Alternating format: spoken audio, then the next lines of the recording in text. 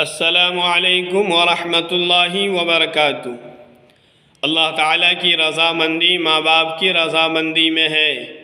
حدیث پاک میں ہے، رسول اللہ صلی اللہ علیہ وسلم نے ارشاد فرمایا، اللہ تعالیٰ کی رضامندی ماں باپ کی رضامندی میں ہے، اور اللہ تعالیٰ کی ناراضگی ماں باپ کی ناراضگی میں ہے۔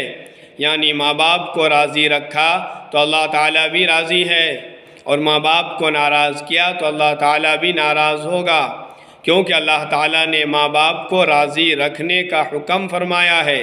جب ماں باپ کو ناراض کیا تو اللہ تعالیٰ کے حکم کی نافرمانی ہوئی۔ اگر آپ دیکھنا چاہتے ہیں کہ اللہ تعالیٰ ہم سے راضی ہے یا نہیں، تو ماں باپ کو دیکھ لیجئے۔ ماں باپ اگر راضی ہے تو اللہ تعالیٰ بھی راضی ہے، ماں باپ اگر ناراض ہے تو اللہ تعالیٰ بھی ناراض ہے۔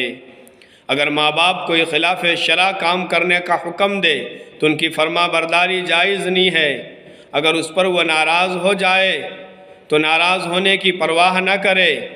ماں باپ کی فرما برداری نیک کاموں میں ہے، حرام کاموں میں نہیں، شرک و بدعت میں نہیں۔ یا اللہ ہم سب کو ماں باپ کی فرما برداری کرنے کی توفیق عطا فرمائے اور راضی رکھنے کی توفیق عطا فرمائے۔